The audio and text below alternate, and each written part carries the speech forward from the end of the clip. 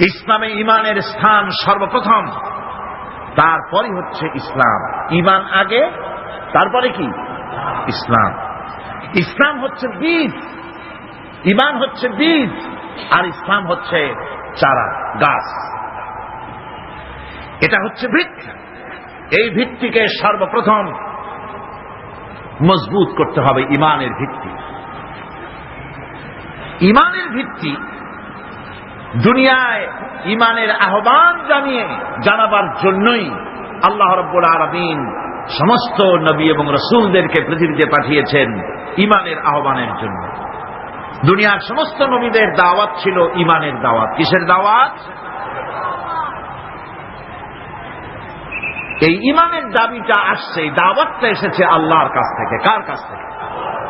দেখুন, পৃথিবীর ভিতরে কোন নবীদের কথার সাথে আরেকজন নবীর কথার কোন বৈপরীত্য হয় নাই। সমস্ত নবীদের কথা একরকম ছিল। কয় রকম?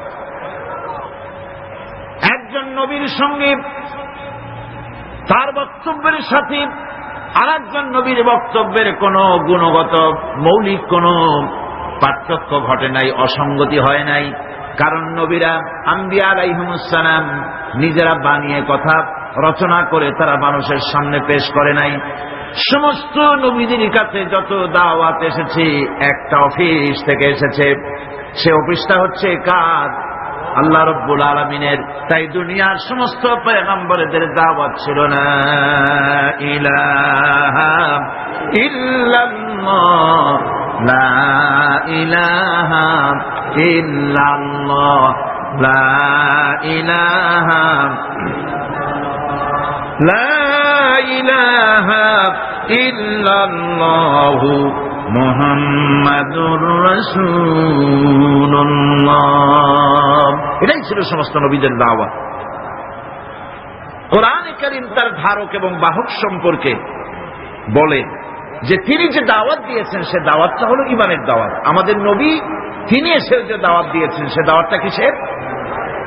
কোরআনে কারীম বলছি, ربنا إننا سمعنا مناديا ينادي للإيمان।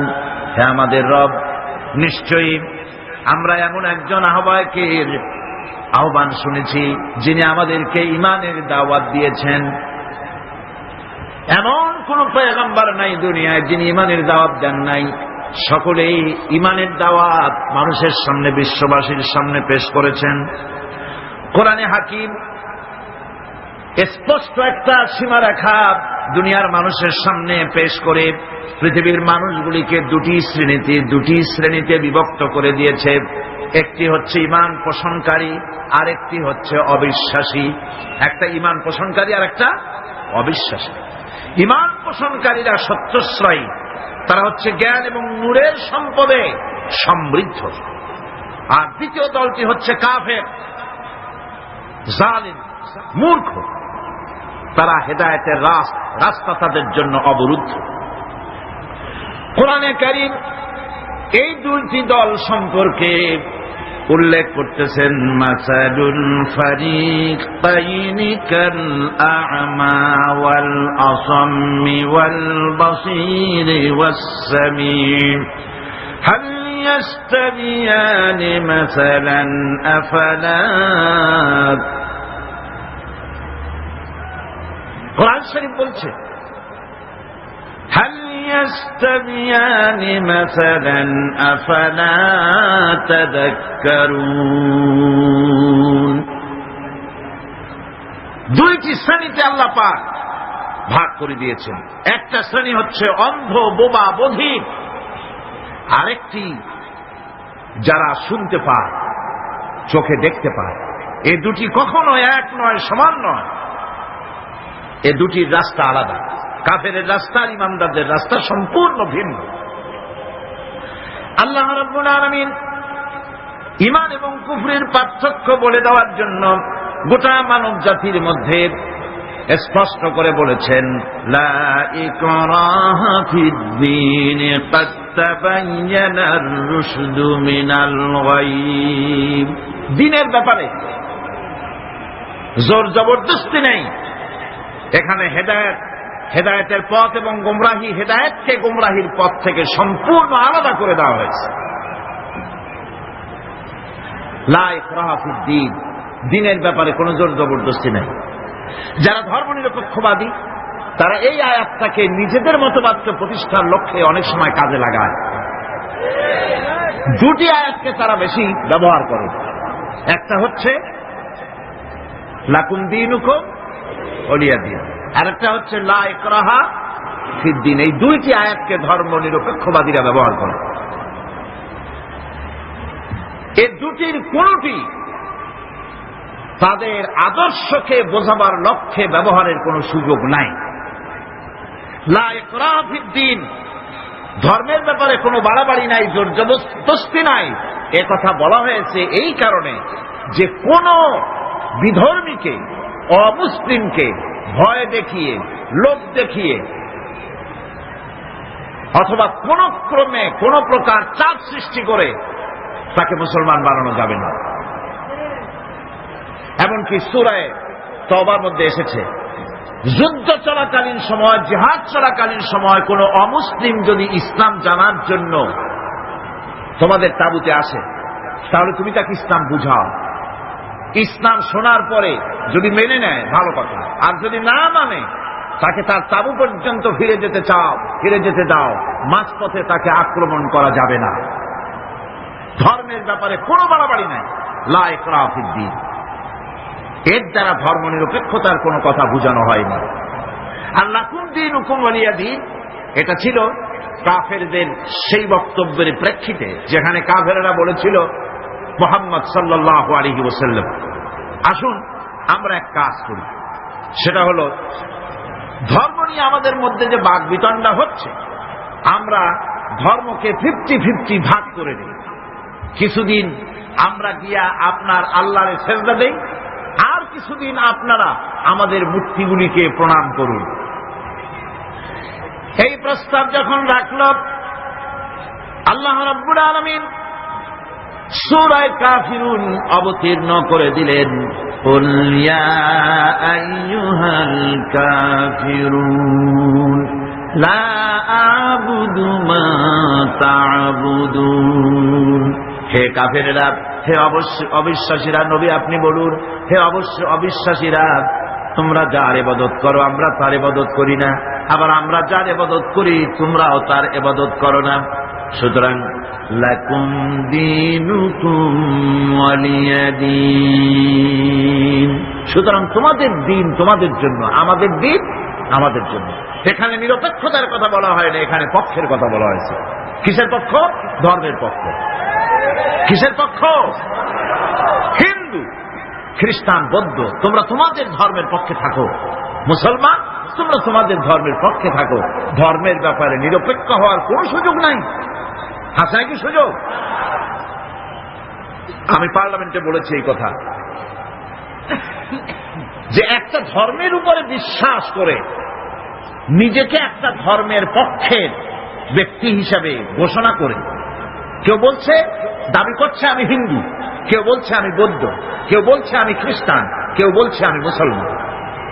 নিজেকে একটা ধর্মের বিশ্বাসী ঘোষণা করার পর আমি ধর্মনিরপেক্ষ, এই কথাটা মিথ্যা, বানোয়াট, জালিয়াতি, প্রতারণা, মুনাফিক। কোন ধর্মের অনুসারী ব্যক্তি ধর্মনিরপেক্ষ হতে পারে না। কেবলমাত্র নাস্তিক, যারা আল্লাহরে মানে না, আল্লাহকে স্বীকার করে না, ওরা বলতে পারে আমরা ধর্মনিরপেক্ষ, ধর্মের ব্যাপারে আমরা নিরপেক্ষ, ওগুলো মানি না, বিশ্বাস করি না। কিন্তু যারা ধর্মে মানে, সেদের যে ধর্মেরই হোক না কেন, সে ব্যক্তি ধর্মনিরপেক্ষ যদি দাবি করে, এটা মিথ্যে কথা, এটা মুনাফিকি ছাড়া আর কিছু হতে পারে না। মুসলমানকে, যে কোনো জাতিকে যে ধর্মে আছে ধর্মের পক্ষে থাকায় কথাই বলা হচ্ছে। এখন আমি বলতেছিলাম ইমানের কথা। ইমান আগে আনতে হবে। ইমান সম্পর্কে আল্লাহ রাব্বুল আলামিন বলতেছেন, ইমান হলো আগে, তারপর ইসলাম। আবার ইমান আনার আগে আবার কুফরি একটা শব্দ আছে, সেটা হলো ফামান ইয়াকফুর বিত্তাগুতি ওয়া ইউমিন বিল্লাহি ফাকাদ ইসতামসাকা বিল উরওয়াতিল উসকা লা ইনফিসামা লাহা ওয়াল্লাহু সামিউন আলীম। ফামান ইয়াকফুর বিত্তাগুত, যে ব্যক্তি তাগুতকে অস্বীকার করেছে, সর্বপ্রথম তাগুতকে অস্বীকার করতে হবে। ওয়া ইউমিন বিল্লাহ, আর এরপরে আল্লাহর উপরে যে ঈমান আনলো, ফাকাদ ইসতামসাকা বিল উরওয়াতিল উসকা, সেমন এক শক্ত অবলম্বন ধারণ করলো যা তাকে কোনো কিছুই বিচ্ছিন্ন করবে না, ধ্বংস করে দেবে না। সুবহানাল্লাহ। এখন সত্যিকারের ঈমানদারের পরিচয়টা কি? কোরআনে কারীম সত্যিকারের ঈমানদারের পরিচয় এভাবে পেশ করতেছে, ইন্নামাল মুমিনুনা আল্লাযীনা আমানু বিল্লাহি ওয়া রাসূলিহি সুম্মা লাম ইয়ারতাবু وجاهدوا بأموالهم وأنفسهم في سبيل الله أولئك هم الصادقون। ঈমানের দাবিতে সত্যবাদী কারা? ইন্নামাল মুমিনুনা আল্লাযীনা আমানু বিল্লাহি ওয়া রাসূলিহি, সত্যিকারের মুমিন তো তারা যারা নাকি ঈমান এনেছে আল্লাহর উপর এবং রাসূলের উপরে। এই ঈমান আনার পর সুম্মা লাম ইয়ারতাবু, এরপরে কোন সন্দেহে সে নিগঠিত হয় নাই, কোন সন্দেহ তার মনের মধ্যে জায়গা পায় নাই, আর সে আল্লাহর রাস্তায় জিহাদ করেছে মাল দিয়ে, জান দিয়ে। উলাইকা হুমুস সাদিকুন, এরাই হলো ঈমানের দাবিতে সত্যবাদী। সুম্মা লাম ইয়ারতাবু, অথবা এক বিন্দু সন্দেহ মনের মধ্যে জায়গা দেয় নাই, অর্থাৎ ঈমান আনছি কার উপরে? আল্লাহর উপরে। কার উপরে? আর তার রাসূলের উপরে। আল্লাহ এবং রাসূলের উপরে ঈমান আনার পর যারা আল্লাহ এবং রাসূলের বিধান জীবনের সকল ক্ষেত্রে মানতে পারে নাই, তারাই সন্দেহে নিপতিত হয়েছে। কথা বুঝতে পেরেছে? তাদের সন্দেহ এই কোরআন মানুষের জীবন, তার সম্পদ, তার রাজনীতি, তার অর্থনীতি পরিচালনা করতে পারে না। সেই জন্য ধর্মের ব্যাপারে কোরআন মানি, ধর্মের ব্যাপারে নামাজ আর রোজা মানি, কিন্তু রাজনীতিতে ধর্ম মানি না। এটাই হলো সন্দেহ। এটাই কি সন্দেহ, অবিশ্বাস। জীবনকে তারা দুইটা ভাগ করেছে, এক ভাগ রাজনীতির জন্য আর এক ভাগ কিসের জন্য? ধর্মের জন্য। জীবনকে এভাবে দুইটা ভাগ করার কোন অধিকার দেওয়া হয় নাই।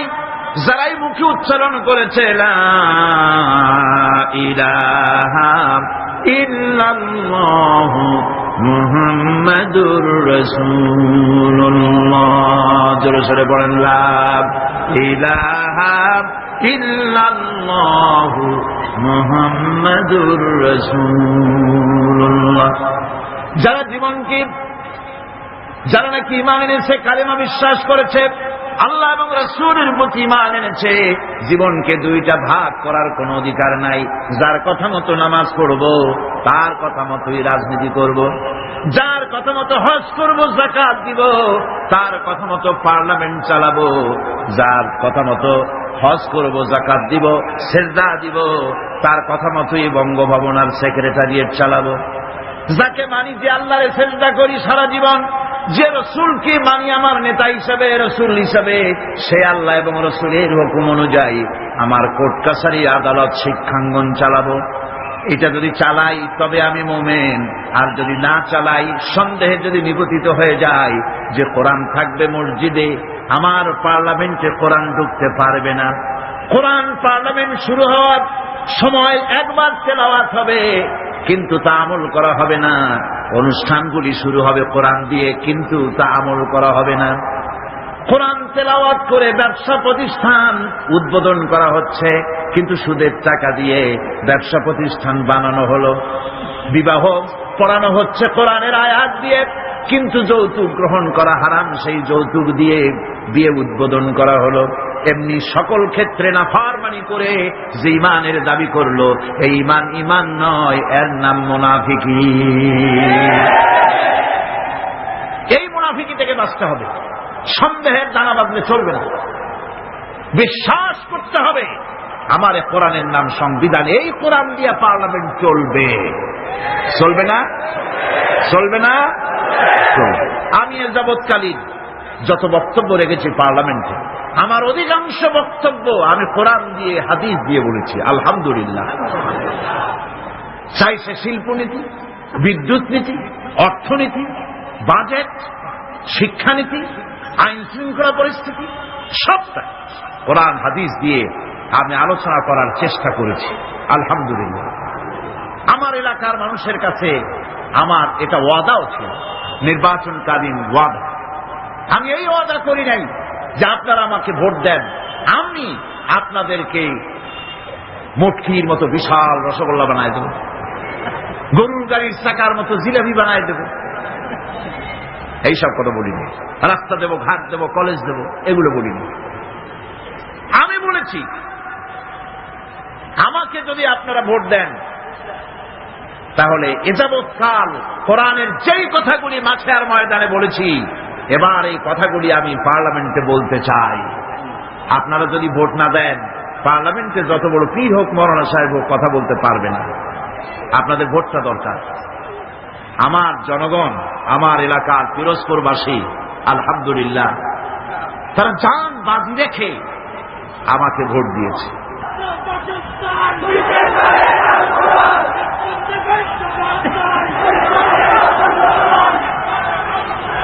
আমার বন্ধুগণ, ঈমানের কথা বলছি। ঈমান দুই প্রকার। এক প্রকার হলো ধর্মীয় ঈমান, আর এক প্রকার হলো পার্থিব ঈমান। ধর্মীয় ঈমান মানে হচ্ছে আল্লাহ পাকের উপরে বিশ্বাস, পরকালে বিশ্বাস, কিতাবে বিশ্বাস, নবীতে বিশ্বাস, আর আখিরাতে জবাবদিহিমূলক ঈমান, যা দিয়ে মানুষ নিজের চরিত্র গঠন করে, এটা হলো ধর্মীয় ঈমান। আর একটা হলো পার্থিব ঈমান। ধর্মীয় ঈমান হচ্ছে, পার্থিব ঈমান হচ্ছে যেখানে কোনো চরিত্র নাই, দিন নাই, ঈমান নাই, পরকালে জবাবদিহির কোনো চিন্তা নাই, এটা হলো পার্থিব ঈমান। ধর্মীয় ঈমানে লোকেরা আল্লাহ এবং রাসূলকে বিশ্বাস করে, আর পার্থিব ঈমানে, ধর্মীয় ঈমানে আল্লাহ হচ্ছেন একজন। কয়জন? ইলাহ, ইলাহ, ইলাহ, ইলাহ কে? আল্লাহ। ইলাহ হচ্ছেন এক, ইলাহ এক, আল্লাহ এক, আল্লাহ এক এবং একক। আল্লাহ হচ্ছেন এক, একক। ধর্মীয় ঈমানে যারা বিশ্বাসী, তারা আল্লাহ রাব্বুল আলামিনকে এক হিসাবে জানে। আর যারা পার্থিব ঈমানে বিশ্বাসী, তাদের ইলাহ হতেছে চারজন, তাদের খোদা হচ্ছে চারটা। কয়টা খোদা? চারটি খোদা, চারটি মাবুদ তাদের। এই চারটি খোদা কি তারা চারটি মাবুদের ইবাদত করে তারা চলে। তাদের প্রথম মাবুদ হচ্ছে, তাদের বড় খোদা হচ্ছে তাদের দেশ, তাদের জাতি। তারা দেশের জন্য, জাতির জন্য দেহ, মন, প্রাণ, সম্পদ সব উজাড় করে দিতে পারে, কিন্তু আল্লাহ রাব্বুল আলামিনের সামনে একটা সেজদা দিতেও নারাজ। দেশের জন্য তারা সব করতে পারে, দেশের মহব্বতে সব করতে পারে, কিন্তু আল্লাহর জন্য কিছু করতে পারে না। এই দেশটারে কে বানাইলেন? কে বানিয়েছেন? আল্লাহ রাব্বুল আলামিন। এদেশের সুখ, শান্তি, সমৃদ্ধি, সম্পদ কে দিয়েছে? সে আল্লাহ পাকের কথা মনে থাকে না, শুধু দেশের জন্য তারা দেশভিত্তিক জাতীয়তা তৈরি করে, দেশভিত্তিক জাতীয়তা। তারপরে ধর্ম তারা বাদ দিয়ে দেয়। বিশ্বকবি ডক্টর আল্লামা ইকবাল রহমতুল্লাহ আলাইহি তিনি সুন্দর করে বলেছেন, কম মজহব সে হ্যায় মজহব জো नहीं तुम भी नहीं, कम मजहब से है मजहब जो नहीं तुम भी नहीं, जज्ब बाहम जो नहीं महफिल अंजुम भी नहीं। ধর্মেতে হয় জাতির গঠন, ধর্ম নাই তো তুমিও নাই, নাই তো যদি মাধ্যাকর্ষণ, গ্রহ সূর্য ভূমিও নাই। ধর্ম দিয়ে জাতির গঠন হয়, ধর্ম হচ্ছে ভিত্তি, তারপরে জাতি। আমি তো আগে মুসলমান, তারপরে আমি বাংলাদেশী। আমি আগে কি, তারপরে কি, আমি বাংলাদেশী। প্রথমে ধর্ম, আমি মুসলমান। এই ধর্ম যদি থাকে আমার জাতীয়তা টিকবে। আমার ধর্ম ছাড়া যদি জাতীয়তা গড়ি, সেই জাতীয়তা মিক্স আপ হয়ে যাবে। সেখানে আমার স্বাতন্ত্র্য, আমার অস্তিত্ব, আমার স্বকীয়তা বজায় থাকবে না। যেমন মাধ্যাকর্ষণ, ল অফ গ্র্যাভিটেশন আছে বলে চন্দ্র সূর্য গ্রহ নক্ষত্র সব টিকে আছে, ঠিক কিনা? মাধ্যাকর্ষণ যদি না থাকে, গ্রহ উপগ্রহ নক্ষত্র সৌররাজি, solar system, whole solar system, galaxy, milky way, পৃথিবী, যা কিছু আল্লাহ সৃষ্টি করেছেন সব ধ্বংসস্তূপে পরিণত হয়ে যাবে। আল্লাহ পাক এটাকে মাধ্যাকর্ষণ শক্তির মাধ্যমে এটাকে টিকায় রেখেছেন। এটা আল্লাহর কুদরত। এরকম অসংখ্য মাধ্যাকর্ষণ বানিয়েছেন, শুধু পৃথিবীর মাধ্যাকর্ষণ নাই, অন্যান্য গ্রহগুলিরও মাধ্যাকর্ষণ আছে, একটা আর একটাকে ধরে রাখার জন্য। মাধ্যাকর্ষণ আছে বলেই যেমন সব আছে, ধর্ম আছে বলে জাতি আছে। ধর্ম থাকবে না, এই জাতীয়তার 4 পয়সার কোনো দাম।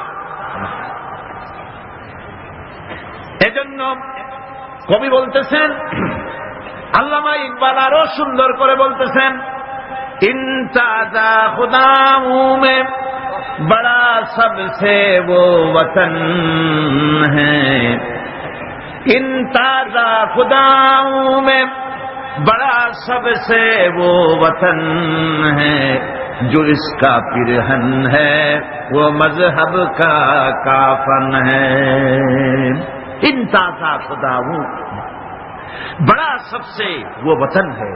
এই 4টা খোদাগুলির মধ্যে, ওদের যে 4টা খোদা, সেই 4টা তাজা 4টা খোদাগুলির মধ্যে সবচেয়ে বড় খোদা হল ওয়াতান, দেশ।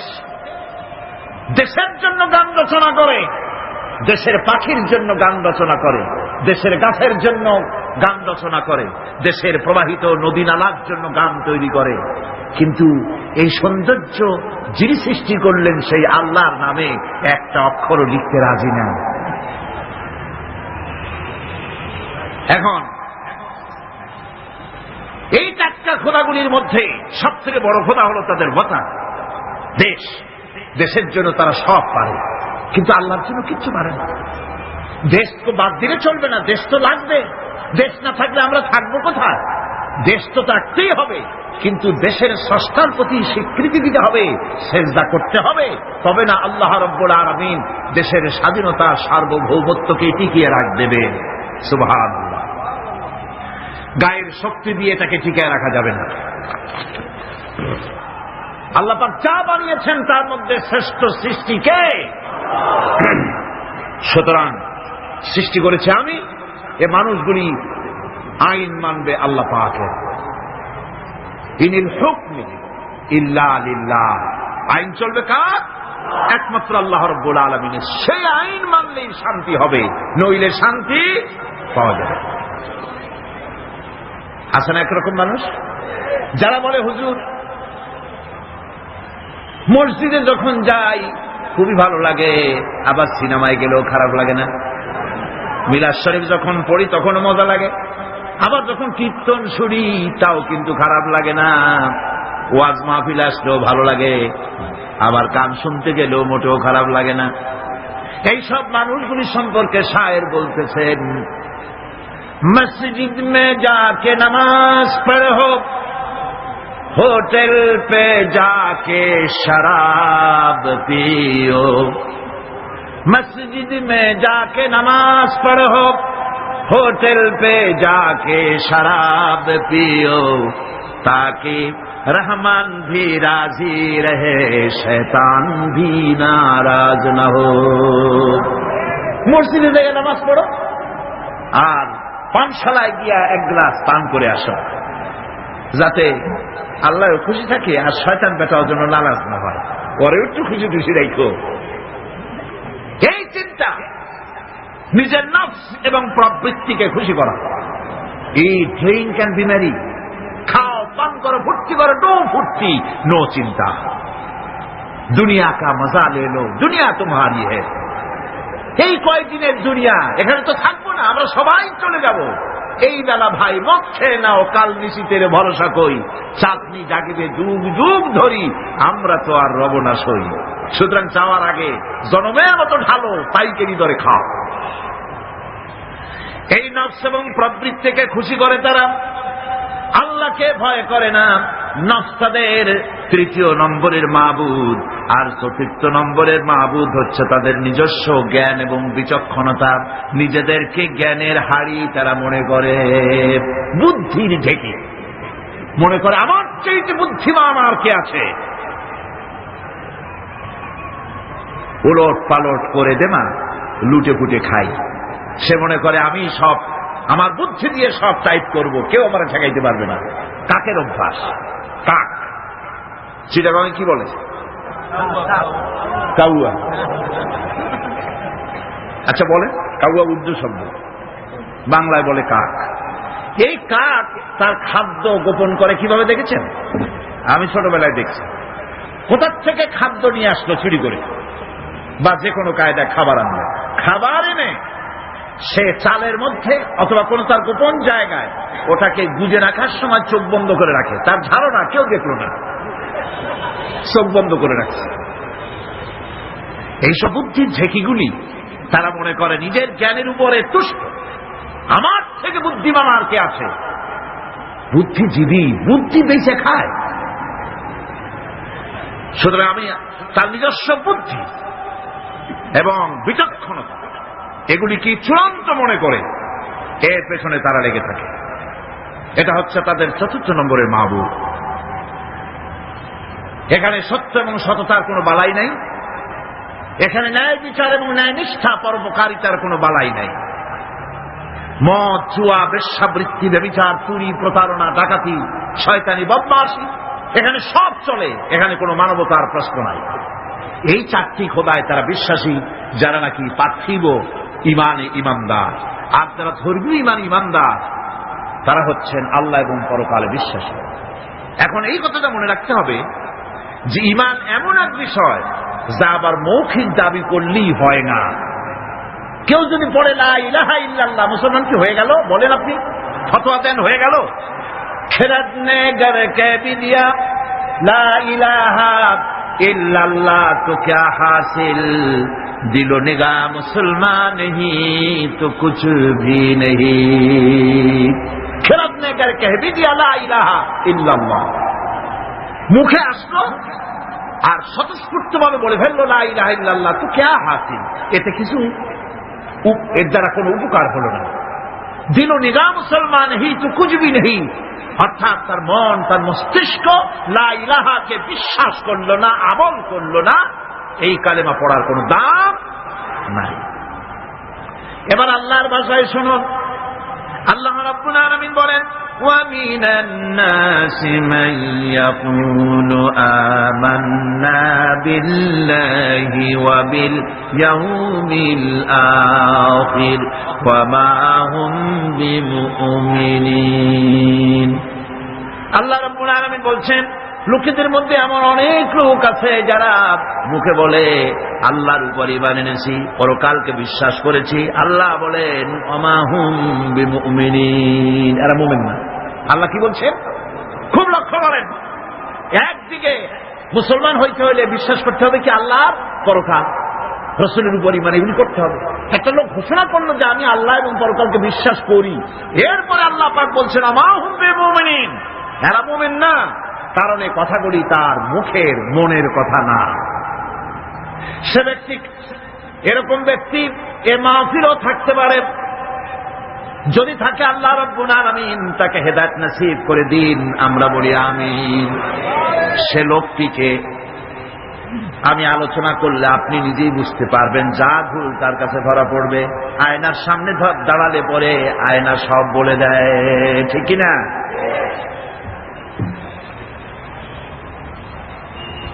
সেই ব্যক্তি যে ব্যক্তি নাকি কালেমা পড়ে, নামাজ পড়ে, আবার ব্যবসায়ী হলে ওজনে কম দেয়, খাদ্যে ভেজাল দেয়, মানুষের সঙ্গে প্রতারণা করে, টাকা নিয়ে ফেরত দেয় না, ওয়াদা খেলাপ করে, চুরি করে, ডাকাতি করে, জেনা করে, সুদভিত্তিক ব্যাংকের থেকে টাকা তুলে ব্যবসা করে, সুদের ব্যবসা করে, ঘুষ দেয়, জেনা করে, আর একদিকে নামাজ পড়ে, সময় হলে আবার হজ করে আসে। এরকম মানুষ আছে না নাই?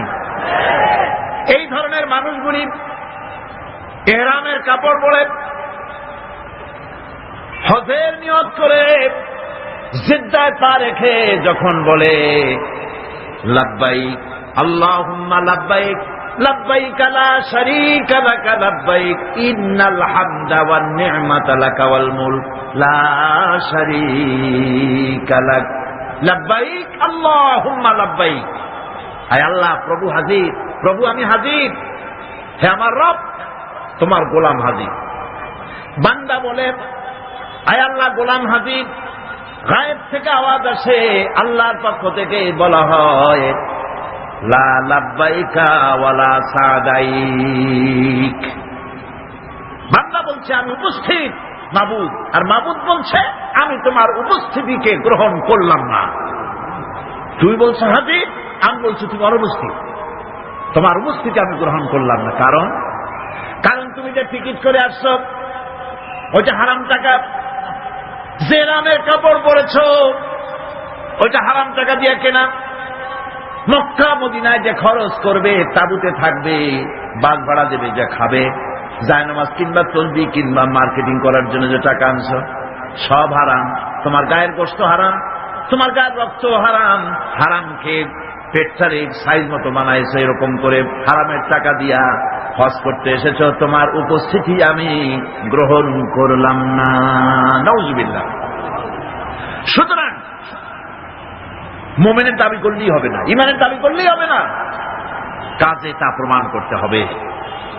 সেটা কি?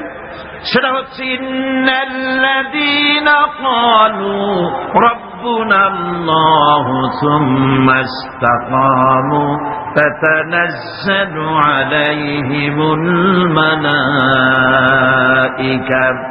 নিশ্চয় যারা বলে আমাদের রব আল্লাহ, অতঃপর এই কথার উপরে সে দৃঢ়পথ থাকে, ফেরেশতাগণ তার প্রতি ফেরেশতা অবতীর্ণ হয়, অর্থাৎ আল্লাহর রহমত তার উপরে নাজিল হয়।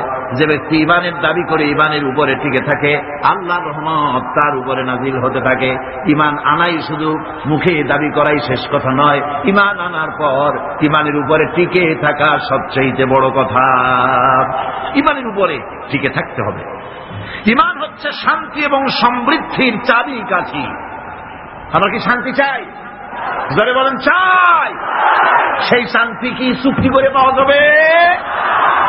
অশান্তি আরো বাড়বে, অশান্তি আরো বাড়বে। চুক্তি করে শান্তি হয় না। আমরা যদি দেশে শান্তি চাই, দেশে যদি সমৃদ্ধি চাই, তাহলে তার চাবিকাঠি হতেছে ঈমান। ওই শুনুন, আল্লাহ রাব্বুল আলামিন ঈমানের কথাই বলছেন, ওয়ালাউ আন্না আহলাল কুরা আমানু ওয়াত্তাকাউ লাফাতাহনা আলাইহিম বারাকাতিম মিনাস সামাই ওয়াল আরদ। ওয়ালাউ আন্না আহলাল কুরা আমানু ওয়াত্তাকাউ, দেশের লোকেরা যদি আমার উপর ঈমান আনে, কে বলতেছেন? কে বলতেছেন? দেশের লোকেরা যদি আমার উপর ঈমান আনে আর আমাকে ভয় করার নীতি যদি অবলম্বন করে চলে, তাহলে আমি আল্লাহ রাব্বুল আলামিন ওই দেশের মানুষের জন্য আকাশের আর জমিনের সব বরকতের দরজা আমি আল্লাহ খুলে দেব। আল্লাহর ওয়াদা মিথ্যা হয়? আল্লাহর ওয়াদা মিথ্যা হয়? কখনো মিথ্যা হয় না। ভাইরা, আমাদের দেশটা তো গরিব না।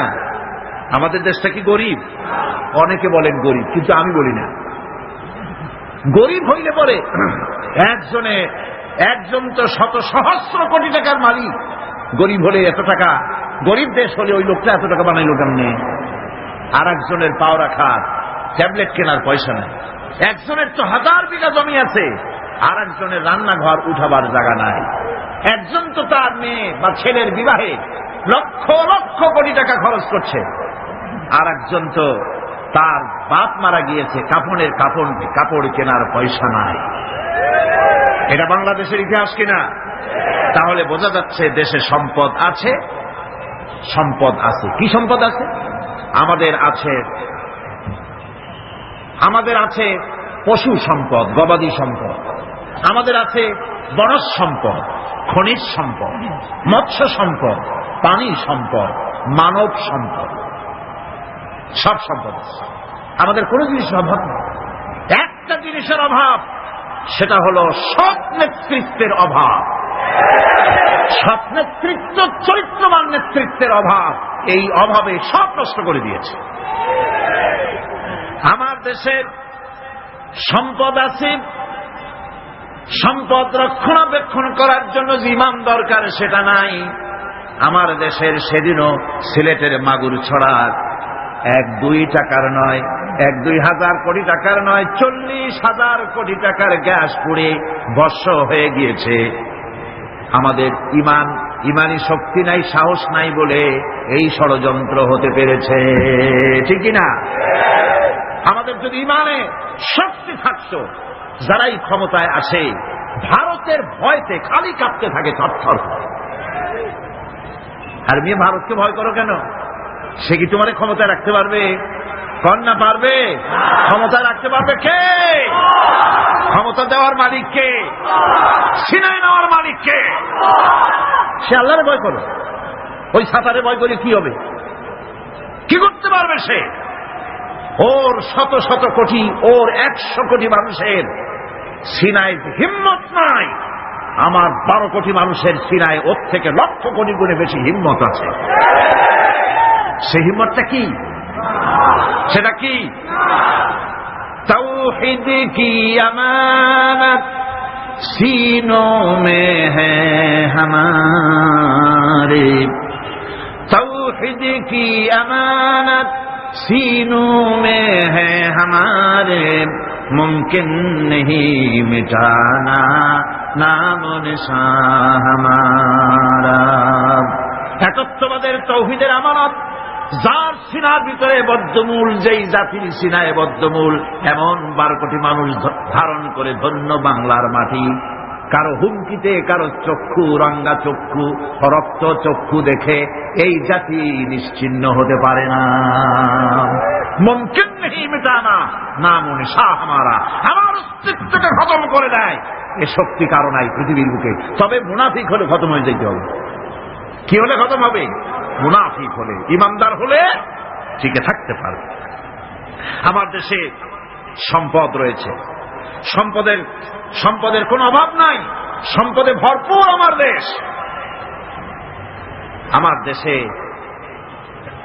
যেখানে গ্যাস আছে সেখানে তেলও আছে। মাঝে মধ্যে তেলের কূপ উৎসারিত হয়। ভোলা, বাখরাবাদ, সিলেটের হরিপুর, তেল মাঝে মধ্যে ওঠে। আল্লাহ পাক একটু একটু দেখান তেল আছে, তেল আছে। তেল তোরা পাবি যদি ইমানদার হও। মাটির তেল বেরিয়ে আসবে, নিয়ে কুলাইতে পারবি না। সৌদি আরব, কুয়েত, কাতার, বাহরাইন, ওমান, সুদান, ইয়েমেন, আরব আমিরাত, এইসব দেশে মরুভূমির দেশ, বালু আর বালু, পাহাড় আর পাহাড়। না খাইয়া ভূত হইতেছে। আপনারা যেভাবে না কইলেন তাতে মনে হয় যে ওদের বাদ কয়দিন হয় খায় না। ওদের সম্পদ আছে কিনা? আমার বন্ধুগণ, মরুভূমির তলা দিয়া বিশ্বনবী রাসূল করিম সাল্লাল্লাহু আলাইহি ওয়াসাল্লামের কদম মোবারক যেই মরুভূমিতে পড়েছে, ওই কদম মোবারকের বরকতে মাটির তলা দিয়া, বালুর তলা দিয়া আল্লাহ সোনা বার করে দিয়েছে। রাসূলের বরকতে মাটির তলা থেকে সোনা বেরিয়ে গেছে, লিকুইড গোল্ড, পেট্রোল বেরিয়েছে। তাদের কোন জিনিসের অভাব নাই। আমরাও আল্লাহর শত্রু নই, আমরাও আল্লাহর বান্দা, আল্লাহর গোলাম। আমরা কি? আমার দেশও আল্লাহ অভাব রাখেন নাই, আমার দেশও আছে। নাই শুধু ইমান, নাই শুধু চরিত্র, তেল আছে বলি মাঝে মধ্যে আল্লাহ রাব্বুল আলামিন দেখায় দেন তেল আছে, ইমান আনো, তেল বের করে দেব।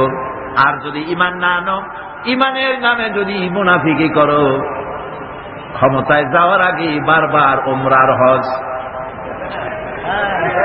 ধর্মের নামে হজ, আর সংস্কৃতির নামে ধর্ম আমদানি করার জন্য, মানুষকে বিভ্রান্ত করার জন্য মক্কা মদিনায় দৌড়াদৌড়ি, আর সংস্কৃতি আমদানির জন্য গয়া কাশীতে দৌড়াদৌড়ি। এই যদি অবস্থা হয়ে যায়, মাটির তেল বের হবে না। এই মুনাফিকি যারাই করে তাদের তেল আল্লাহ বের করে দিবে। পারবেন কিনা? পারবেন কিনা? হাজারবার পারবেন। ফাআলুন লিমা ইউরিদ, যা খুশি তিনি তাই করে, ঠিক কিনা? যা তিনি তাই করে। আমার কাছে দুইটা দেশের দৃষ্টান্ত আছে, একটা হচ্ছে রাশিয়া আর একটা হচ্ছে আমেরিকা। রাশিয়ার জনগণ বলছিল দেয়ার ইজ নো গড, রাশিয়ার সরকার এবং তার পূজারীরা তারা বলেছিল দেয়ার ইজ নো গড, স্রষ্টা বলতে কেউ নেই। কারে চ্যালেঞ্জ করলো? বোঝেন বোঝেন কথা বোঝেন? কারে চ্যালেঞ্জ করলো? সরাসরি আল্লাহ কি চ্যালেঞ্জ করে বসছে? সাহস করে আল্লাহ না, আল্লাহ যেন চ্যালেঞ্জটা গ্রহণই করলেন। ইতিহাসের পাতার দিকে যদি তাকাই, লক্ষ্য করে দেখতে পাই আল্লাহ যেন এটাকে চ্যালেঞ্জটাকে গ্রহণই করে ফেললেন।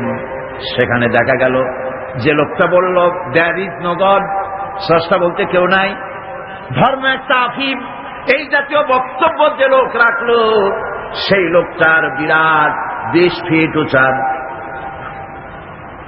আর 50 টন ওজনের মূর্তি, ব্রোঞ্জ দিয়ে বানানো মূর্তি। লেনিনের এই মূর্তিটা যখন কোনো যুদ্ধ হলো না, কোনো মারামারি নাই, কোনো যুদ্ধ নাই, মারামারি ছাড়া, যুদ্ধ ছাড়া, সংঘর্ষ ছাড়া যারা বলল দেয়ার ইজ নো গড, স্রষ্টা বলতে কেউ নেই, আল্লাহ বলতে কেউ নাই, এই দেশটাকে, সোভিয়েত ইউনিয়নকে আল্লাহ রাব্বুল আলামিন গজব দিয়া টুকরা টুকরা করে দিলেন। এটা ইতিহাস না মিথ্যা? এটা গল্প না বাস্তব? সোভিয়েত ইউনিয়ন টুকরা টুকরা হয়ে গেল। এখন মূর্তিটার দশা হবে কি? ইতিহাস বলছে এই মূর্তি আল্লাহরে চ্যালেঞ্জ করলো, যে বলল ধর্ম আফিম, আর আল্লাহ বলতে কেউ নাই। সেই মূর্তিটারে ক্রেন দিয়ে নামানো হলো, গোটা জাতি জুতা দিয়ে ওটারে পাড়াইল। এই জন্য মূর্তি পূজা যারা করে, মানুষকে উঁচা বানাবার জন্য, শ্রেষ্ঠ বানাবার জন্য প্রাণান্ত যারা করে, ইতিহাস সাক্ষী দেয় এগুলি রব্বুল আলামিন ডাস্টবিনে নিক্ষেপ করে দেন। মানুষের জন্য নয়, প্রশংসা করো আল্লাহ। মূর্তিটারে পাড়াইল গোটা জাতি। সরকার এই মূর্তি বিক্রি করার জন্য টেন্ডার কল করলো, বলল, দুনিয়াকে জানালো বেশি টাকাতে দিবে, এতগুলি ব্রোঞ্জ আমরা করবোটা কি, আমাদের গরিব দেশ, একটু পয়সা করি হোক, কেউ দয়া করে এটারে কিনে নিয়ে যাও। লেনিনের মূর্তি যেদিন ফালায় দেওয়া হলো, সেদিন থেকে নিয়ে পর্যন্ত কতগুলি বছর চলে গেল, আজ পর্যন্ত পৃথিবীতে একটা মানুষ পাওয়া গেল না যে একটা টাকা দিয়ে এই শয়তানদারে কেউ কেনে। একটা টাকার একজন খরিদ্দার মেলে নাই। গত 3 দিন আগে পত্রিকায় এসেছে, এখন সরকার সিদ্ধান্ত নিয়েছে আজকে তো কেউ কিনলো না, এটারে ভাঙবো, টুকরা টুকরা করিয়ে তারপরে দেখো কেউ কেনে নেবে, তাও খরিদ্দার। দেশ টুকরা টুকরা হয়ে গেল। আল্লাহরে মানি না, আল্লাহ বলতে কেউ নাই, নাউজুবিল্লাহ, এই কথা যারা বলল, গোটা দেশটাকে টুকরা টুকরা করে। আর সেই দেশের মধ্যে চেচনিয়া, বজনিয়া, তাসখান, বোখারা, ওই দেশের মধ্যে দেশগুলি টুকরা করে আলাদা আলাদা দেশের অস্তিত্ব বানাইয়া তার উপরে কালেমার পতাকা আল্লাহ উড়াইয়া দিলে। চেচনিয়ার বুকে উঠতেছে লা ইলাহা ইল্লাল্লাহু মুহাম্মাদুর রাসূলুল্লাহ পতাকা। সুবহানাল্লাহ। আল্লাহ পাক বলেছেন, লা ইন শাকারতুম লাযীদান্নাকুম ওয়া লা ইন কাফারতুম ইন্না আযাবি লাশাদীদ। আমার শুকরিয়া যদি আদায় করো নিয়ামতের, শুকর আমি নিয়ামত বাড়ায় দেব। আর যদি শুকর আদায় না করো মস্ত বড় শাস্তি দেব। ওরা নিয়ামতের শুকর আদায় করেন, আল্লাহ শাস্তি দিয়ে দিচ্ছেন। আমেরিকা শুকর আদায় করছে কিভাবে? প্রত্যেক বছর নভেম্বর মাসের শেষ বৃহস্পতিবার 29শে নভেম্বর তারা একটা ডে অবজার্ভ করে, থ্যাঙ্কস গিভিং ডে। ওরকম একটা দিনে আমি ওখানে ছিলাম। আমি জিজ্ঞেস করলাম কি থ্যাঙ্কস, কারে থ্যাঙ্কস দাও? ওরা বলে যে গড আমাদের সারা বছর খাওয়ায় পড়ায় আরামে রাখে, এত বড় একটা দেশ গড আমাদের দিছে, এই জন্য গডের অন্তত একটা দিন হলেও একটু থ্যাঙ্কস দেওয়া দরকার। সেজন্য তারা ওই দিনটাকে থ্যাঙ্কস গিভিং ডে অবজার্ভ করে। কিভাবে করে আমার কৌতূহল জাগলো যে শুকরিয়া আদায় করে কেমনি দেখি। সারা রাত রাস্তায় নামিয়া জনমের মতো মদ খায় আর নাচে, শুকরিয়া আদায়ের পদ্ধতি। যাই হোক, একদিন হলো শুকরিয়া আদায় করছে যেমনে হোক। তাদের ডলার গুলিতে তারা লিখেছে, আপনি দেখবেন ডলারের উল্টা পৃষ্ঠে লেখা আছে ইন গড উই ট্রাস্ট, আমরা গডে বিশ্বাস করি। প্রত্যেকটা ডলারের উপরে লেখা। তারা গতকাল আমি বলেছি, তারা সংবিধান তাদের ধর্মগ্রন্থের উপরে হস্তস্পর্শ করে তারপরে ওথ নেয়, শপথ নেয় প্রেসিডেন্ট হওয়ার জন্য। আল্লাহ মেহেরবানি, সেই দেশে এখন মুসলমানদের সংখ্যা দিন দিন বাড়তেছে। আমি যখন 1982 সনে সর্বপ্রথম আমেরিকা সফর করি, তখন আমি সেখানে দেখেছি মসজিদ ছিল গোটা 3 নিউ ইয়র্ক সিটিতে, গোটা 3 মসজিদ। আর এই বছর সফর করলাম আমেরিকায়, এখন জেনে আসলাম শুধু নিউ ইয়র্ক সিটিতে মসজিদের সংখ্যা 700 ছাড়াই গেছে। মাদ্রাসা হচ্ছে, মসজিদ হচ্ছে, ইসলামের বুলবালা হচ্ছে। ইসলামকে যারা মহব্বত করে ভালোবাসে, আল্লাহ তাদের ভালোবাসে। তার অর্থ এই না যে আমেরিকা ইসলামকে ভালোবাসে, সেটা আমি বলতে চাই না। ইসলামের চরম দুশমন তারা। আমি বলতে চাচ্ছি এই কথা যে আল্লাহ পাক নিয়ামত দেওয়ার মালিক হচ্ছে তিনি, সম্পদ দেওয়ার মালিক তিনি। তার কাছে যারা মাথা নত করে, তাকে আল্লাহ বলে স্বীকার করে, তার আইন কানুন যারা মানে, তাদেরকে আল্লাহ বেশি দেন। আল্লাহ ওয়াদা করেছেন শুকরিয়া আদায় করো, বেশি করে দেব। শুকরিয়া আদায় করবে না, কিছুই দেব, বরং আযাব প্রাপ্ত হবে, ধ্বংস প্রাপ্ত হবে। বন্ধুগণ, এজন্য আজকে যদি আমার দেশের সমৃদ্ধি আমরা আশা করি, তাহলে এই ঈমানের উপরে আমাদেরকে মজবুত হতে হবে। ঈমান, যে ঈমান আমরা এনেছি সেই ঈমানকে আমাদের টিকায় রাখতে হবে। ঈমান হচ্ছে আমাদের সম্পদ। ঈমান আমাদের কি? শ্রেষ্ঠ সম্পদ। আল্লাহ রাব্বুল আলামিনের উপরে ঈমান আনার জন্য যে কালেমা আমরা পড়েছি, লা ইলাহা ইল্লাল্লাহু মুহাম্মাদুর রাসূলুল্লাহ, এই কালেমাটাও বুঝি না। ঈমান এনেছে ঠিক, কিন্তু কালেমা আমার কাছে কি দাবি করে আমরা তা জানি না। লা ইলাহা, এটা অত্যন্ত বিপ্লবাত্মক কথা, এর চাইতে রিভলিউশন সৃষ্টিকারী কথা পৃথিবীটা নাই। আপনি কি বলছেন? আপনি কি হুশের সাথে বলতেছেন? আপনি কি জানেন আপনি কি বলতেছেন? আপনি বলছেন লা ইলাহা, কোন ইলাহা নাই, আইনদাতা নাই, বিধানদাতা নাই, শাসনকর্তা নাই, মালিক নাই, খালেক নাই, রাজ্জাক নাই, কেউ নাই। ইল্লাল্লাহ, আল্লাহ ছাড়া, আল্লাহ ছাড়া কেউ নাই। কারো আইন মানি না, কারো বিধান মানি না। এটা কি সহজ কথা? এই কথাটা যদি আপনি প্রধানমন্ত্রীর বাড়ির সামনে, প্রেসিডেন্টের বাড়ির সামনে গিয়া, দুনিয়ায় কোথাও যদি কোনো প্রধানমন্ত্রী, কোন প্রেসিডেন্টের বাড়ির সামনে গিয়া যদি কেউ এভাবে জিকির করে লা ইলাহা ইল্লাল্লাহ, লা ইলাহা ইল্লাল্লাহ, লা ইলাহা ইল্লাল্লাহ, লা ইলাহা ইল্লাল্লাহ, লা ইলাহা ইল্লাল্লাহ জিকির যদি করতে থাকে, দুনিয়ার সেই প্রধানমন্ত্রী, প্রেসিডেন্ট মুসলমান হলে সঙ্গে সঙ্গে বলবে দারোয়ানকে, লোকদের বলবে ওরে নিয়ে আসো, হুজুরে নিয়ে আসো, ভিতরে আনে বসতে দাও, খাইতে দাও। আল্লাহর ওলি হবে নিশ্চয়ই, এত সুন্দর জিকির করে, পকেটে কিছু পয়সা দিয়ে দাও। হাদিয়া তোহফা নিয়ে তিনি চলে গেলেন। চিত্রের অপর পৃষ্ঠা দেখুন। এরপরে আরেকজন এসে তিনি প্রেসিডেন্ট প্রধানমন্ত্রীর বাড়ির সামনে দাঁড়ায় বলতেছেন, কারো আইন মানি না, কারো বিধান মানি না, কারো আইন মানি না, কারো বিধান মানি না, কারো শাসন মানি না, কারো ঠ্যাঙের তলে মাথা দেই না, কারো হুকুম মানি না, কারো শৃঙ্খলা মানি না, কাউকে স্বীকার করি না আল্লাহ ছাড়া। এই জিকির যদি করতে থাকে তাহলে কি ঘরের মধ্যে ঢুকে খাইতে দেবে? দেবে? জন্মের মতো খাওয়াই দেবে পিঠের উপরে। তাহলে প্রথমে দিল না কেন? প্রথম ব্যক্তিকে জন্মের মতো খাওয়াইল না কেন? ওইটা বোঝে নাই, ওইটা বোঝে নাই, আর এটা বুঝছে, বোঝাবুঝির ব্যাপার। নমরুদ খুব ভালো করে বুঝেছিল। ইব্রাহিম আলাইহিস সালাম যখন বলেছিলেন লা ইলাহা ইল্লাল্লাহ, নমরুদ খুব ভালো করে বুঝেছিল এর অর্থটা কি। সেই জন্য হযরত ইব্রাহিমকে আগুনের মধ্যে ভালাই দিয়েছিল। ফেরাউন খুব ভালো করে বুঝেছিল। মুসা আলাইহিস সালাম যখন বলেছিলেন লা ইলাহা ইল্লাল্লাহ, ফেরাউন খুব ভালো করে বুঝেছিল বলে হযরত মুসা আলাইহিস সালামকে জেলের মধ্যে ঢুকাবার জন্য হুমকি দিয়েছিল, তাকে মারার জন্য প্রচেষ্টা করেছিল। আবু জাহেলরা খুব ভালো করে বুঝেছিল। রাসূলুল্লাহ যখন বলেছেন লা ইলাহা ইল্লাল্লাহ, আবু জাহেলের গোষ্ঠীরা ভালো করে বুঝেছিল বলেই আবু তালেবের কাছে এসে বলেছে, তোমার ভাইয়ের ছেলেকে বলো এই কথাটা যেন আর না কয়। বুঝে বলছে না বুঝে বলছে? বুঝেই বলেছে, এই কথাটা যেন না বলে।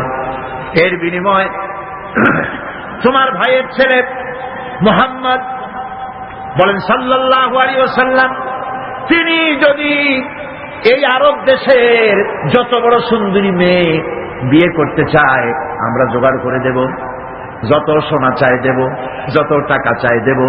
একথা হাদিসে আছে কিনা? যত টাকা চাই দেব, নেতৃত্ব চাইলে তাও দিয়ে দেব, তবুও যেন লা ইলাহা ইল্লাল্লাহ দাওয়াতটা যেন না দেয়। একথা বলতেছে কারা?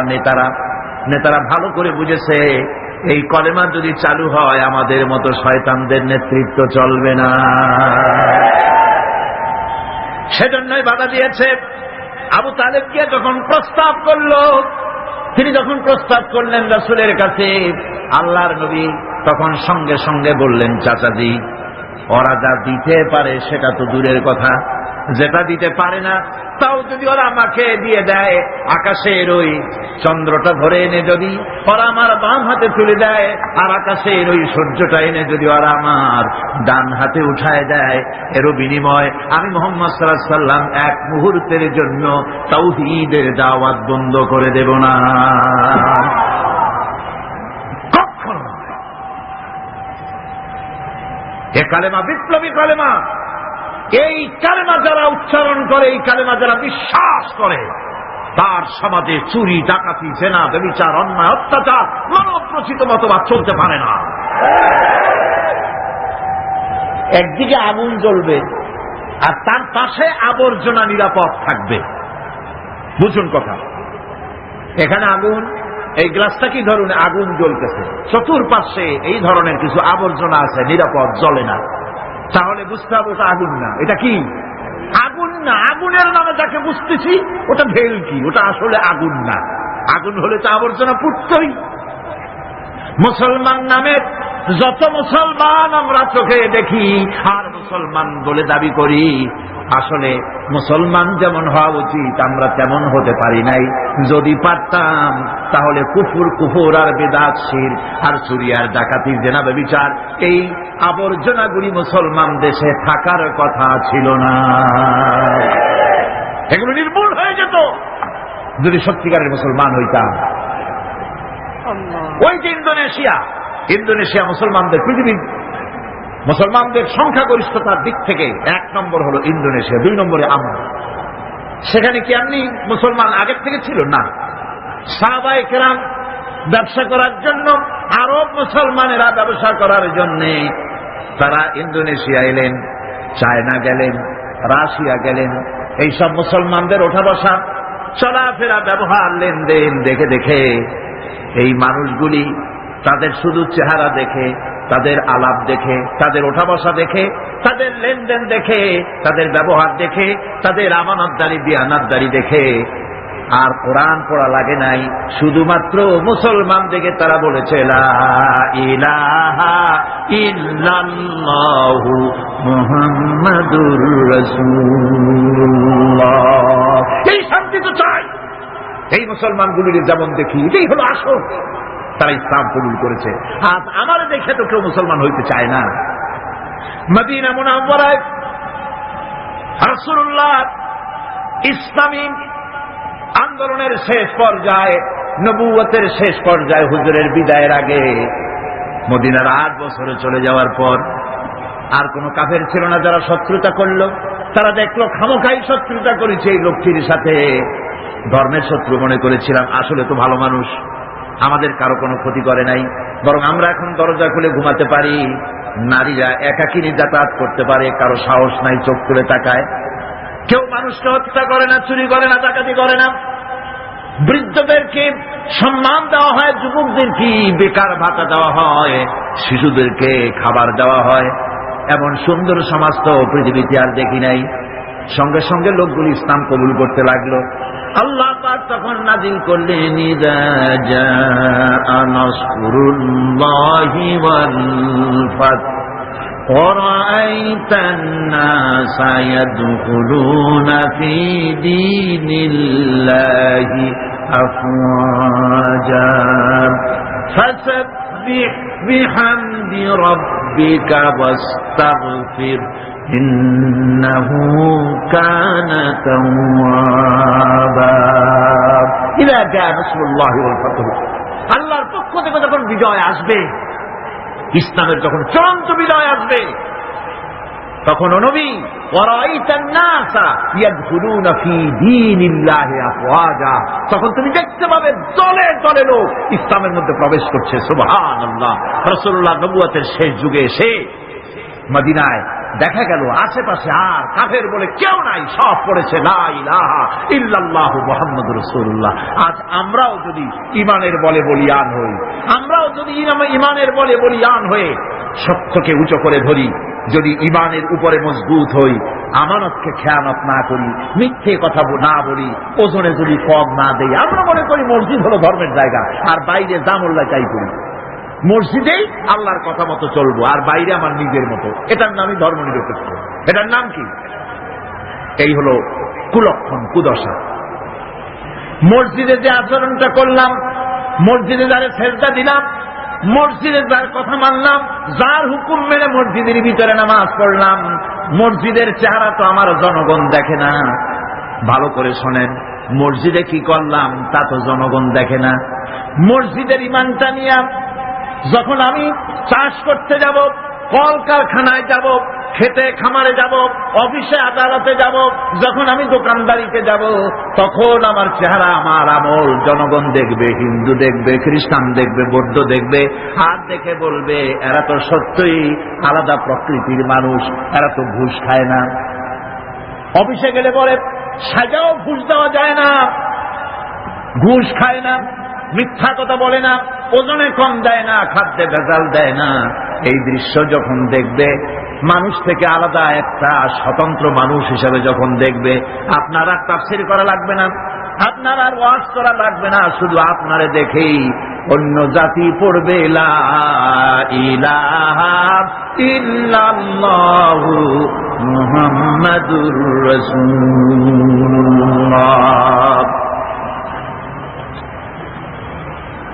আজ আমাকে দেখে মুসলমান হওয়া তো দূরের কথা, আমাদেরকে দেখে মানুষ ইসলামের প্রতি খারাপ ধারণা পোষণ করতেছে, ঠিক কিনা?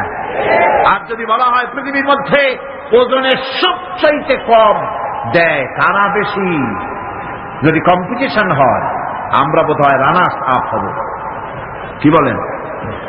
যদি বলা হয় ওজনে কম, খাদ্যে ভেজাল, চুরি ডাকাতি হত্যা ধর্ষণে পৃথিবীতে কোন জাতি সবচাইতে বেশি নাম করেছে, বোধহয় সেই নামের খাতা থেকে আমাদের নাম বোধহয় বাদ পড়বে না।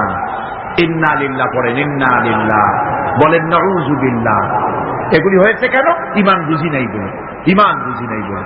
এখন জীবন তো ব্যর্থ হয়ে গেছে, জীবন কি হয়ে গেছে? এই ব্যর্থ জীবনকে যদি সফল করতে চাই, তাহলে আল্লাহ রাব্বুল আলামিন বলেছেন ইল্লাল্লাযীনা আমানু وعملوا الصالحات وتواصوا بالحق وتواصوا بالصبر। সাতটি কাজ করলে জীবন সফল হয়ে যাবে। কয়টা কাজ? চারটা। তার প্রথম কাজটি হলো ঈমান। ঈমান আনো আর ঈমানের উপরে ভিত্তি করে জীবন চালাও। ঈমানের বাইরে জীবন চালালে হবে মুনাফিকি। আমরা ওয়াদা করি মিথ্যে কথা আর বলবো না, এটা ঈমানের পক্ষে না ঈমানের বিপক্ষ? মিথ্যা কথা বলা কি ঈমান বিরোধী কাজ, কবিরা গুনাহ। মিথ্যে কথা বলা কি? সমস্ত গুনার মাকে মিথ্যা কথা। অথচ কথায় কথায়, হাস্যস্থলে, গল্পে স্বল্পে, অহরহ মুসলমানেরা মিথ্যা কথা বলে। কথা ঠিক কিনা? ইল্লা মাশাআল্লাহ। অনেকে বলেন, আবার অনেকে বলে। এই মিথ্যাটাকে আমরা ছাড়তে পারবো? আজকে যারা আসছি, জীবন গেলেও মিথ্যা বলবো না। পারি আমরা ওয়াদা করতে? মিথ্যা বলবো না, অহংকার করব না, ওজনে কম দিব না, খাদ্যে ভেজাল দিব না, জমিনের আইন ফেলবো না, প্রতিবেশীর হক নষ্ট করব না, প্রতারণা করব না। এগুলি যদি করি তাহলেই আমরা মুসলমান। তাহলে আমরা কি? আরে ভাই, মুসলমান একটা আলাদা জাতিদের আল্লাহ বানানেন। এটা কি জন্য? এই জন্য যে আপনারা গরু গোশত খাইয়া শেষ করে ফেলাবেন গরুগুলা। এজন্য তো শকুন যথেষ্ট ছিল, ঠিক কিনা কর? শকুন কি কম আছে নাকি? গরু কমাবার ইচ্ছাই যদি আল্লাহর থাকে তো মুসলমান বানাবার দরকার কি? শকুনে জন্মের খাওয়া খাও। শুধু গরু খাওয়ার জন্য মুসলমান বানানো হয়নি, একটা আলাদা জাতি আল্লাহ পাক সৃষ্টি করেছিলেন। সেটাই জন্য কাযালিকা জাআলনাকুম উম্মাতান ওয়াসাতান লিতাকুনু শুহাদা আলান নাস। আমি তোমাদেরকে পৃথিবীর সাক্ষী বানাতে চাইছি। সুবহানাল্লাহ, জোরে বল সুবহানাল্লাহ। আল্লাহ রাব্বুল আলামিন বলেন, আমার মানসা হচ্ছে, আমার ইচ্ছে হলো তাম পৃথিবীর বুকে আমি চাই মুসলমানেরা তারা হবে দুনিয়ার মানুষের সাক্ষী, আর দুনিয়ার মানুষের সাক্ষী হবে মুসলমান। আমাদের সাক্ষী কিয়ামতে হবে আল্লাহ রসুল হবেন সাক্ষী। দুনিয়ার মানুষের সাক্ষী মুসলমান হবে। সাক্ষী কি? সাক্ষী হচ্ছে, এ মাহফিল আমি আরো বলেছি, সাক্ষী হচ্ছে ওই যে পুকুর কাটে মানুষ রাস্তা বানাবার জন্য মাটি কাটে, সেই মাটি কাটতে গিয়া যে কুয়া খনন করে তার মধ্যে একটা উঁচা ঢিবির মতো বানায়া রাখে। এটারে কি কয়? ওইটা কিসের সাক্ষী? মাটি কাটার সাক্ষী। মাটি যে আপনি কাটছেন তার গভীরতা, তার প্রশস্ততা কতটুকু, তা ওই স্তম্ভের উপর থেকে সাক্ষীর উপর দিয়ে ফিতা ধরিয়া মাটিয়া ঠিক করা হয় মাটি কাটার পরিমাণটা কি। ওটা হলো সাক্ষী। আল্লাহ রাব্বুল আলামিন মুসলমানদের সাক্ষী বানাইছিলেন। পৃথিবীর সমস্ত মানুষের সাক্ষী তোমরা। তোমাদের মাথার উপরে ফিতা ধরে আমেরিকা প্রতিযোগিতা করবে সততার দিক থেকে, চরিত্রের দিক থেকে, অর্থনীতির দিক থেকে, সমাজনীতির দিক থেকে, সঠিক রাজনীতি পরিচালনার দিক থেকে মুসলমানের মতো হইতে পারলো কিনা, এজন্য আমেরিকা প্রতিযোগিতা করবে মুসলমানের মতো হওয়ার জন্য। ব্রিটিশ প্রতিযোগিতা করবে, ইটালি করবে, ফ্রান্স করবে, জার্মান করবে, তাম পৃথিবীর মানুষ মুসলমানদের মতো হওয়ার জন্য প্রতিযোগিতা করবে। এটাই ছিল আল্লাহ পাকের ইচ্ছা। আল্লাহ পাক এটাই চান। কিন্তু আমরা কি এটা হতে পেরেছি? আমরা কি দুনিয়ার মানুষের সত্যের মানদণ্ড হতে পেরেছি কিনা? হয়েছি কিনা? কন না, হই নাই। বরং আমাকে দেখে মুসলমান কাছে আসে না, অন্য জাতি কাছে আসে না, বরং আমাকে ঘৃণা ভরে দেখে। তারা মনে করে এই যে কি মুসলমান, এটাই কি মুসলমান।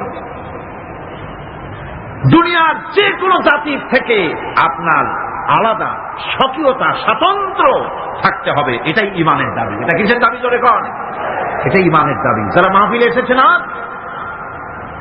নারী, পুরুষ, যুবক, কিশোর, তরুণ, ছাত্র, শিক্ষক, সাংবাদিক, সাহিত্যিক, পেশাজীবী, ডাক্তার, বুদ্ধিজীবী, আইনজীবী, প্রশাসনিক ব্যক্তিবর্গ, সকল মানুষের কাছে আমার দাবি, আসুন আমরা চরিত্রকে পরিবর্তন করি, আমাদের ঈমানের দাবি পূরণ করি। মিথ্যা, জেনা, জুয়া, অসত্য, অহংকার, মিথ্যাচার, ব্যভিচার, অন্যায়, জল ইত্যাদি থেকে আমরা নিজেকে রক্ষা করি, অন্যকেও বাঁচাই, সৎ চরিত্রের উপরে জীবন যাপন করি। শান্তি আল্লাহ পাক এই জমিনে ফিরিয়ে দিবেন যদি আমরা সত্যিকারের ঈমানের উপরে চলতে পারি।